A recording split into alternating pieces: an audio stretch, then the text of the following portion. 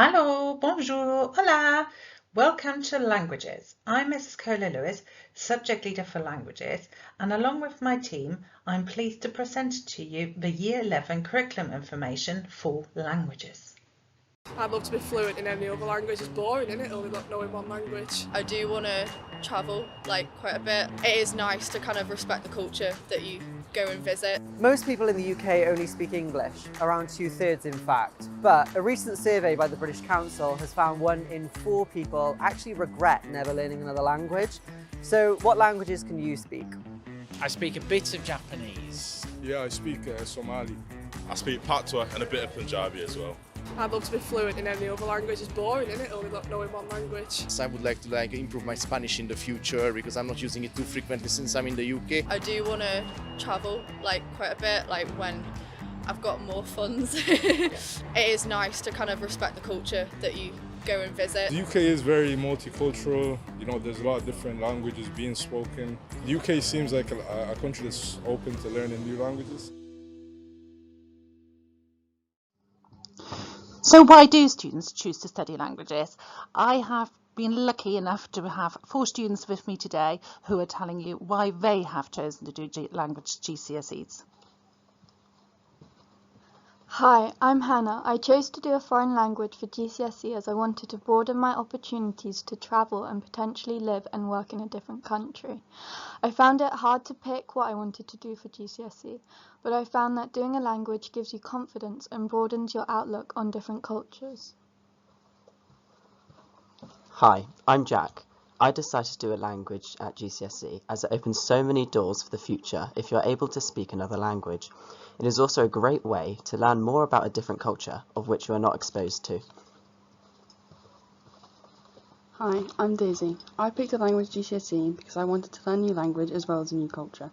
I really wanted to learn more about other countries and how their cultures are so unique and different to our own. Hi, I'm Laurie. I chose a language for GCSE because I believe it's one of the most rewarding subjects. Unlike other lessons, when learning a language you are actually learning a skill that can be used for your future life.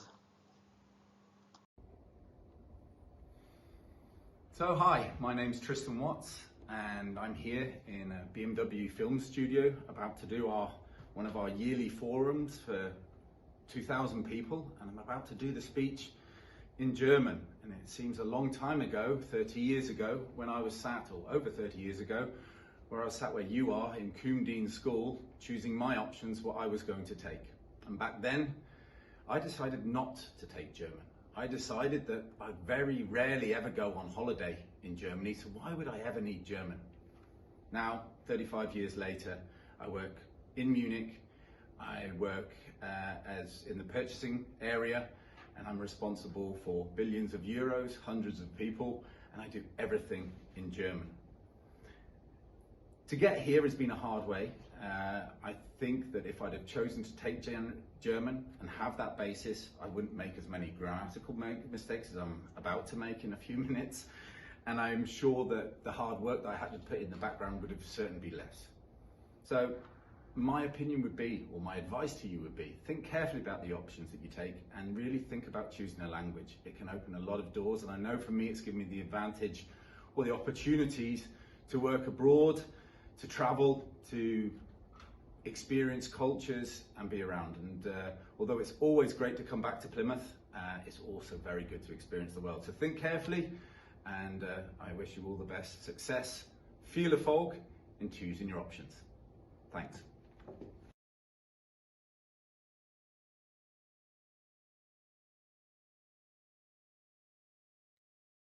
There is a vast array of career opportunities open to linguists, ranging from work with well-known multinational companies to international organisations or charities.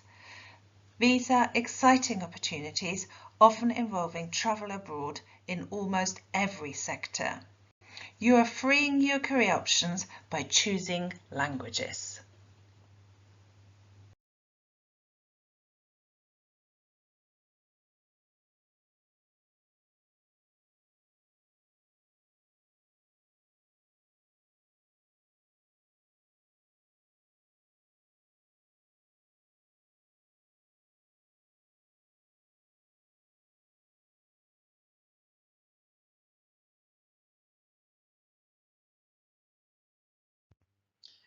So, what topics do we cover at GCSE?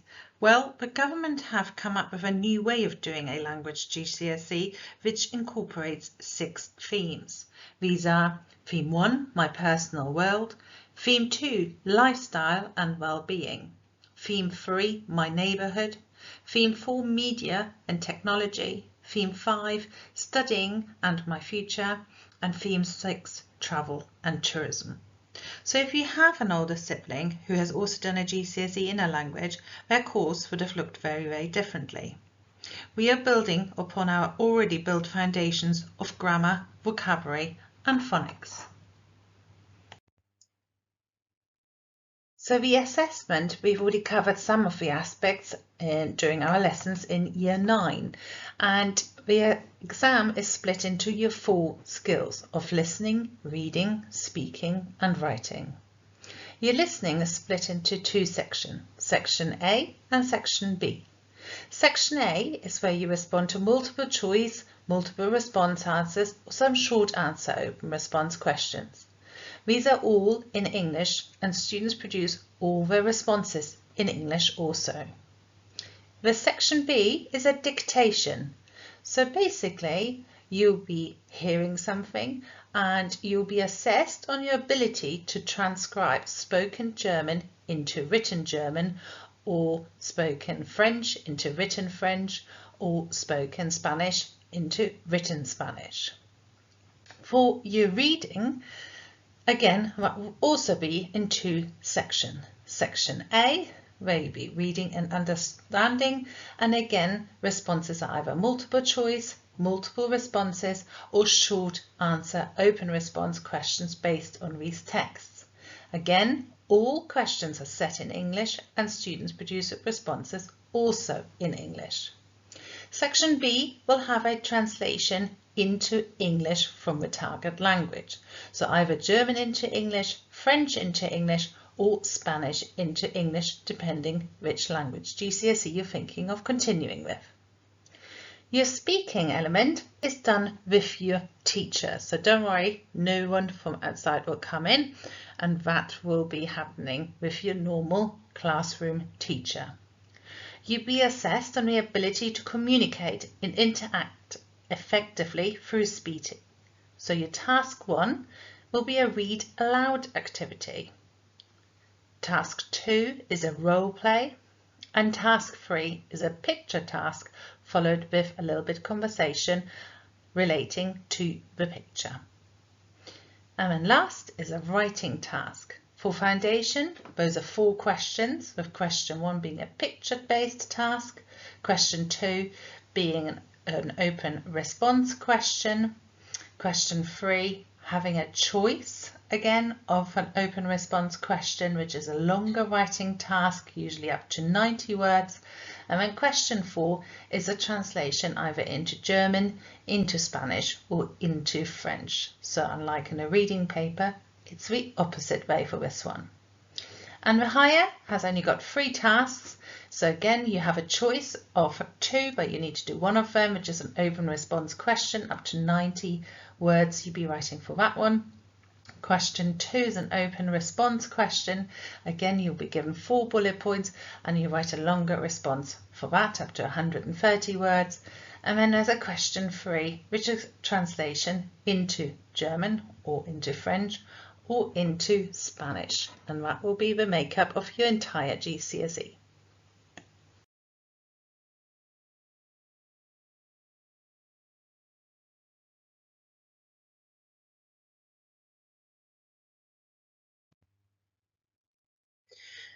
So we aim to cover a theme a term, with hopefully being able to complete the course by Christmas of Year 11 studies, allowing us to keep the remaining time to do a revision and going over previous topics which we may have found a little bit more difficult. The exams start with a speaking exam after our Easter holidays, so from April. And then we have normally the exam season during May and June, where your listening, reading and writing papers will be scheduled for, along with your other exams which you also happen to be taking.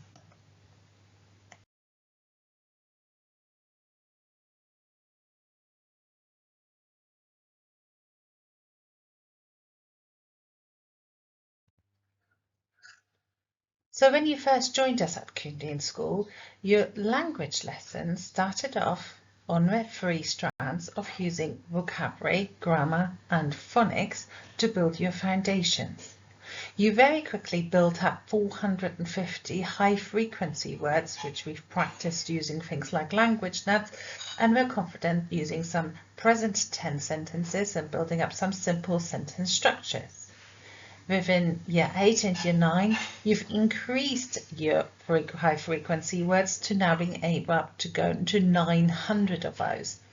At GCSE, we will work up to those up to 2,000, and those words will also be made up of some topic-specific words, but it won't be any more. So those 2,000 words is what our GCSE will be made up of. Within that, we will practice the past tense, the future tense and extended sentences, but we'll also come across some other imperfect tenses, pluperfect, conditional, and some complex sentences which make up the grammar of our GCSE course. The themes we will cover from theme 1 to theme 6 will integrate all of the grammar, vocabulary and phonics, which we've been covering already in year 7, 8 and 9, but be a little bit more theme-based, as you can see. And from there, it links into quite nicely into the A-level course, which is studying the culture throughout the study of advanced language and looking specifically at some historical events and structure of society, education and politics. So if you have some look at some frequently asked questions of what support do you offer? Well, we have a dedicated and approachable teachers, and we are all specialists in our language. We offer detailed online vocabulary courses, and all teachers do regular marking and feedback so the students have known what they've done really well at and what things they might need to improve for some further study. We also do fortnightly sessions in our purpose-built language lab to develop speaking and listening skills and do our vocabulary recall in those too. And then we also provide revision guides to make it a little bit simpler of what to revise, when to revise and how to revise them.